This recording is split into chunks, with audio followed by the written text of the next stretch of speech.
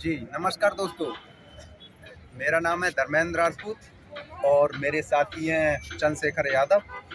तो हम लोग आए इंडिया गेट घूमने और आप इधर देख सकते हैं राजपथ है।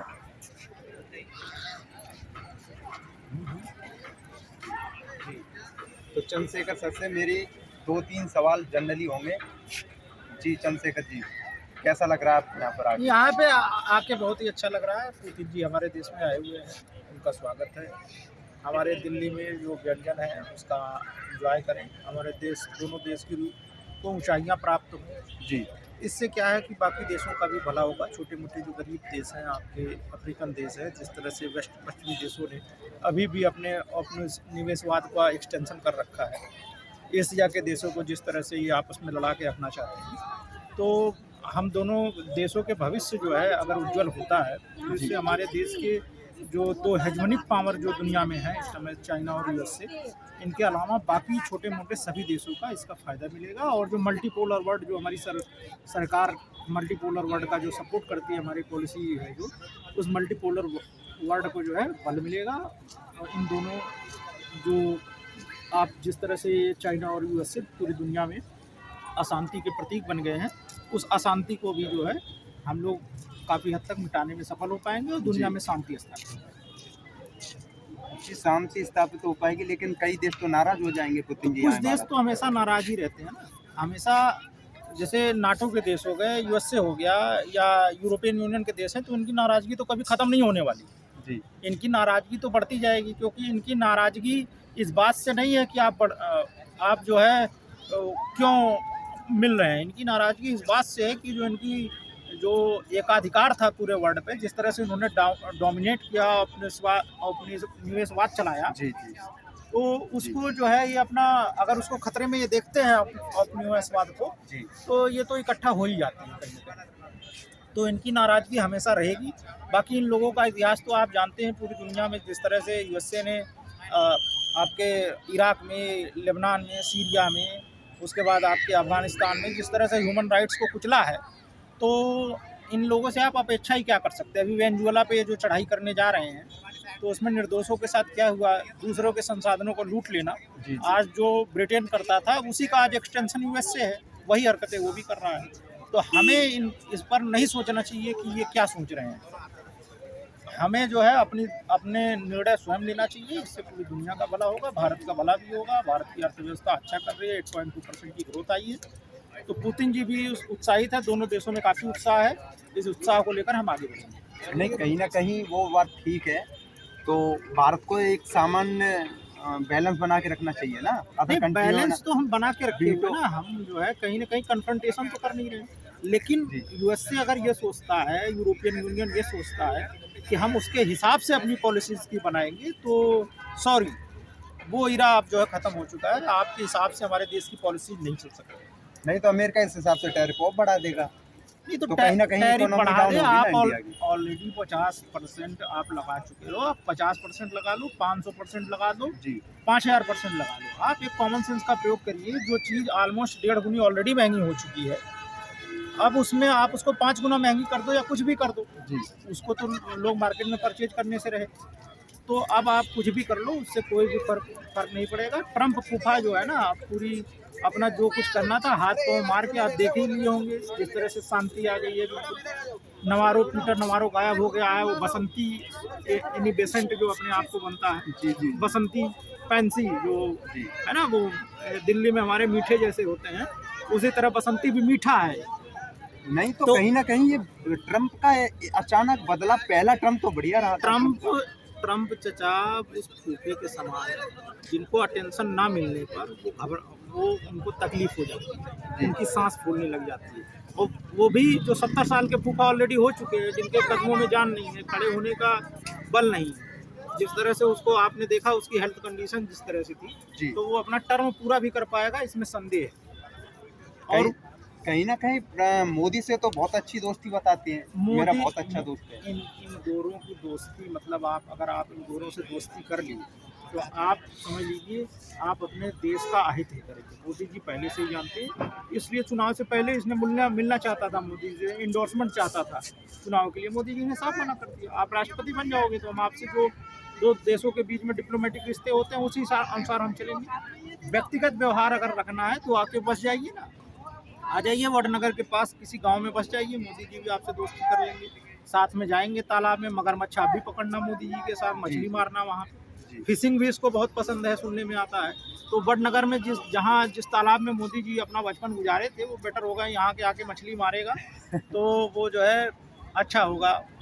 जब विपक्ष तो ये कहता है कि मोदी जी जो भाजपा सरकार है वो हमें अदर कंट्री के नेता जो आते हैं जैसे कि राष्ट्रपति प्रधानमंत्री उनसे मुलाकात नहीं करने देते हैं। विपक्ष मुलाकात किस पर्पज से करना चाहता है? अगर विपक्ष ने मुलाकात की तो अशांति भारत में आनी तय है। जो ये चीज़ें गुरु मंत्र लेकर आता है व्हाइट हाउस में, बिना अनऑफिशियल विजिट पे जाता है जिस तरह से, अभी मलेशिया में होकर आया, उधर फिर युगांडा में भी गया था, और क्या पता हमारे पास शायद हिस्ट्री ना हो, पाकिस्तान भी गया होगा। चाइना में MOU इनकी पार्टी ऑलरेडी साइन कर चुकी है, तो उसको अब उसके बाद अभी आपने देखा होगा जिस तरह से लौट के आया है, व्हाइट हाउस में गया है, चोरी छुपे जो मीटिंग हुई हमारी एजेंसियों को पता है। उसके बाद आते ही वोट चोरी का मुद्दा होकर किस तरह से भारत के लोकतंत्र को डिस्क्रेडिट करने का प्रयास कर रहा है। और बिहार चुनाव में चुनाव होने से पहले ही वोट चोरी को सीधा ब्लेम कर देना। जब पत्रकार ने पूछा कि भैया आप क्यों नहीं जाते कोर्ट में, तो इसने किस तरह का व्यवहार किया है, कोर्ट में जाने से मना कर दिया, कह रहा वो तो हमारा दायित्व ही नहीं है भारत के लोकतंत्र को बचाना। तो जब लोकतंत्र को बचाने का तुम अपना दायित्व ही नहीं मानते तो फिर आप कैसे, आपसे अपेक्षा की जाए कि आप भारत के हित में बोल रहे होंगे जब आप लोकतंत्र बचाने की लड़ाई नहीं लड़ना चाहते। नहीं तो विपक्ष तो ये कहता है हमारा भी उद्देश्य है कि हमारा भारत जो है विश्व का नंबर 1 बने। नहीं, विपक्ष का उद्देश्य अगर आप उसके इतिहास को देखोगे, उसका उद्देश्य सिर्फ लूटपाट से, जहाँ भी इनकी प्रदेश सरकारों में जहाँ भी ये सत्ता में है, ये लूटपाट के अलावा क्या कर सकते हैं? 5 साल के बाद छठे साल ही आते हैं, नहीं आते। लूटपाट इतना करते हैं कि वहाँ की जनता त्राहिमाम कर जाती है। आप कांग्रेस शासित प्रदेशों में देख लीजिए, कर्नाटका में देश में आज की डेट में सबसे ज़्यादा पेट्रोल का प्राइस है। क्यों है? कौन ले रहा है वो पैसे? हिमाचल में इनकी सरकार आई थी, किस तरह से वहाँ पे जो है कर्मचारियों को वेतन मिलना मुश्किल हो गया जी। तो इनका जो वही है अपना पुराना ढर्रा, इनको लूटपाट से मतलब है, देश से बिल्कुल मतलब नहीं है ना। विपक्ष कभी कभी तो जो है ठीक बातें करता है, जैसे कि बीच में जो है उसने बोला, ट्रम्प ने जो टैरिफ लगाया तो उसको लेके उसने बोला विपक्ष ने कि कोई दिक्कत नहीं, डरना नहीं चाहिए, नहीं यही दबना दिक्कत नहीं है चाहिए, हमारी, मोदी जी का साथ दिया था। यही दिक्कत है हमारे जो लोग हैं ना, उनकी मेमोरी बहुत शॉर्ट होती है। आप ये चीज़ तो आप बोल रहे हैं, लेकिन आप वहीं भूल गए कि वो डेड इकोनॉमी को इंडोर्स कर रहा है। अगर दुनिया की सबसे बड़ी इकोनॉमी जो बढ़ती हुई, सबसे ज़्यादा ग्रोथ रेट रखने वाली इकोनॉमी डेड इकोनॉमी है, तो भैया जिसकी 0.5% इकोनॉमी चल रही है उससे की आगे जी तो जो है डेड इकोनॉमी जो 8.2% पे अगर डेड इकोनॉमी है तो भगवान कसम अब वो कहाँ से इकोनॉमी को जिंदा करेगा, क्या है उसके पास। वो जो व्यक्ति खुद ही 100 चुनाव के तकरीबन हार चुका हो, 60 साल के हो, लगभग उम्र हो चुकी हो, तो डेड, अब जब जिस व्यक्ति की उम्र 60 हो जाएगी तो उसको डेड शब्द से ही काफ़ी लगाव हो जाता है, क्योंकि वो मृत्यु ही ऐसी महबूबा है जो अंत में आपको आपके उद्देश्यों से मिला देती है। जी। तो डेड इकोनॉमी और डेड शब्द उनके मुंह से आप रेगुलर आप सुनते रहेंगे, अगले 10-15 साल में आप देखते रहेंगे। बिल्कुल। और बाकी बताइए, इंडिया गेट पे आके आपको कैसा लगा? हमें बहुत अच्छा लगा, यहाँ पे काफ़ी डेवलपमेंट वगैरह हुआ है, कर्तव्य पथ जो है कर्तव्य यहाँ से निर्वहन किया जा रहा है। बाकी एक शब्द में आप क्या कहना चाहेंगे, मोदी जी को कैसा नेता मानते हैं? मोदी जी काफ़ी अच्छी नेता है, लेकिन हमेशा सुधार की गुंजाइश होती है। हम किसी को बहुत ज़्यादा, देश सर्वोपरि होता है, व्यक्ति सर्वोपरि नहीं होता। मोदी जी हैं, बहुत अच्छी बात है, हमारे देश को आगे बढ़ा रहे हैं, इतिहास उन्हें याद रखेगा जी। लेकिन हम ये चाहते हैं कि हमारे देश में जो भी नेता हो, जहाँ भी हो, चाहे म्यूनसिपलिटी में बैठा हुआ हो, वो भी देश की प्रगति के लिए काम करे। बाकी हम और आप आते जाते रहेंगे, कोई व्यक्ति महत्वपूर्ण नहीं होता है, देश महत्वपूर्ण। बिल्कुल। और ये जो है अभी कुछ दिनों पहले जो है कुछ युवाओं ने प्रदर्शन किया था पर्यावरण को लेके। नहीं, उन युवाओं का जो उद्देश्य है, देखिए पर्यावरण उनके लिए जो है, पर्यावरण उनके स्तनों तक आकर सीमित हो जाता है। जी। तो वो जब आएंगे तो कभी उनके स्तनों को दिल्ली पुलिस दबा देगी, कभी नितंबों को दबा देगी, जी जी बाकी भी आर्गन के साथ क्या क्या होती है शायद वो कहने में शर्मा रहे हैं। हालांकि वो अपने आप को लिबरल समझते हैं, तो इस तरह की हरकतें करना और करवाना उनका कहीं ना कहीं जन्मसिद्ध अधिकार हो जाता है। माननीय हिडम्बा जी मारे गए, उसका दर्द जो है पर्यावरण के नाम पर यहाँ पहुँच गया। इसी तरह जिस दिन दिल्ली ब्लास्ट हुआ, वहाँ पे आपने शायद देखा नहीं होगा कि वहाँ पे कुछ कुत्ते मरे थे। भाई कुत्ते भी दौड़ रहे हैं, तो अगर आम आदमी उसमें हुआ, एक दो कुत्ते भी मरे होंगे, लेकिन इनको उस व्यक्तियों से ज़्यादा उन कुत्तों की पड़ी है। ठीक है, मान सकता तो हूँ। हर कोई अपनी स्पीसीज के बारे में सोचता है। तो अगर ये लोग अपनी स्पीसीज, अपने जाति के बारे में सोच रहे हैं, दिल्ली ब्लास्टों में इंसानों की बजाय कुत्तों के बारे में सोच रहे हैं, जी तो आप इनकी वैचारिक जो है स्तर है उसको आप वैसे ऑलरेडी समझ सकते हैं। जी दिल्ली पुलिस को जो है पूरी इंडिया में अच्छे के बूम्स दबाने के लिए उधर बोला जा रहा है, जबकि दिल्ली पुलिस ने बहुत अच्छा कार्य किया। अगर उस तरीके का ये प्रदर्शन और बड़ा हो जाता तो दिक्कत हो जाती। ये देखिए दिल्ली उन्होंने पुलिस- प्रदर्शनकारियों को खदेड़ दिया।